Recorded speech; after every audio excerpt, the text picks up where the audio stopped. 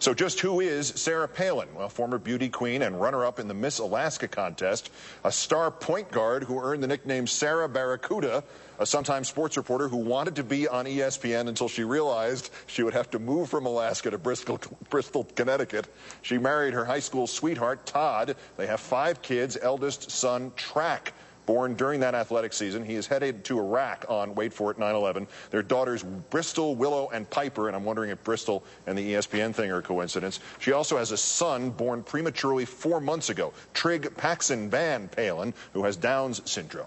She started in the PTA, was elected to the city council, then mayor of her hometown, then governor 2 years ago. She says she is anti-corruption, anti-spending, pro-accountability, pro-life, pro-drilling in Anwar, pro-taking the polar bear off the endangered species list, and does not believe global warming is man-made. She was pro-Senator Stevens' bridge to nowhere before she was against it. She's also the most popular governor in the country, according to the polls. Approval ratings in Alaska of over 90%. I'm joined now by our own Rachel Maddow, whose new 9 p.m. Eastern show premieres here a week from Monday. Tick, tick, tick. Good evening. Thanks, Keith. Hi. Anything I missed on the Sarah Palin biography here? You did a pretty comprehensive job, given that she's received all of 5 seconds of national reporters' attention in her political life thus far. The only things I could add are that we know she enjoys moose as her favorite meat product.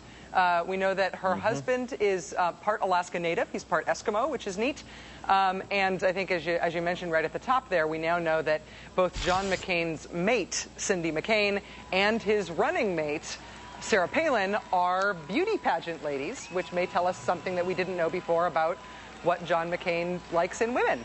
So we don't know very much about Governor Palin. What we do know is very colorful and fun to talk about, but she's basically been a human interest story in terms of the political press in this country thus far.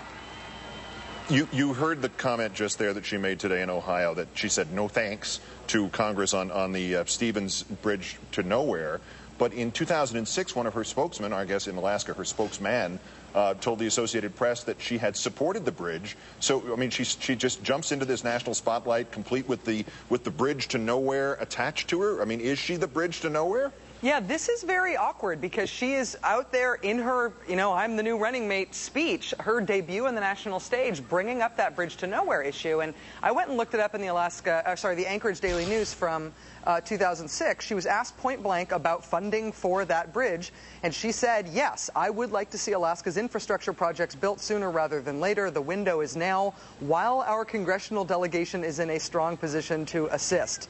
So as recently as 2 years ago, she was not only in favor of the bridge to nowhere, which she's now saying she wasn't, but she was also in favor of it on the basis of the fact that Alaska's congressional delegation was in a position that they could do it through earmarks. This is an embarrassing position to have taken, not only because of the flip-flop, but because they're trying to market her as a fiscal conservative who stood up to Alaska's sort of famously corrupt Republican politicians.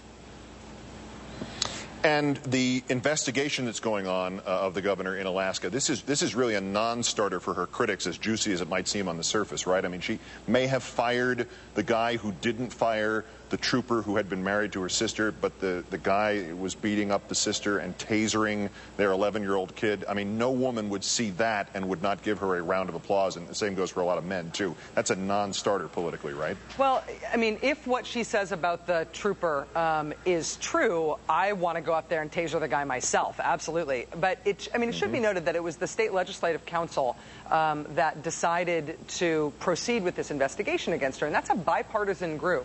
It's both Democrats and Republicans, state senators and state reps. They not only decided that this warranted investigation, her behavior in this, but that they would spend $100,000 of state funds to appoint an independent investigator to look into it. They're now looking to hurry up her deposition in this case. And so while from the outset, what we know about the details of this seem like this probably isn't something that's going to be easily politicized, at least within Alaska, in a bipartisan way, they thought her conduct was serious enough, her alleged conduct was serious enough here that they wanted to spend some good money going after her on this. Last point, Rachel, this poach Hillary voters idea, the timing, the fact that Governor Palin said in March that Senator Clinton was, quote, whining, plus that interesting historical tidbit that the year Jerry Ferraro ran for VP, 56% of women voted against her and Mondale. Did the Republican ticket potentially today not gain women voters but have a net loss of women voters? Yeah, to now have the McCain campaign be able to say, our former national co-chair, chief economic advisor, thinks we are a nation of whiners, and our vice presidential pick thinks specifically that Hillary Clinton herself is an insufferable whiner. Now women flock to us. It's a little hard to take. I honestly, in the big picture, Keith, I think this is a Dan Quayle choice. I think that it's great to have a woman on the ticket, but I think Sarah Palin, as this specific woman on the ticket, is a bit of a laugh-out-loud choice. You know, what happened to that eBay lady? We serve no wine before it's time. Rachel Maddow of Air America, soon to be following in the hour following this newscast. 10 days. Thanks, Rachel. Have a good weekend. We'll see you in St. Paul. Thanks, Keith.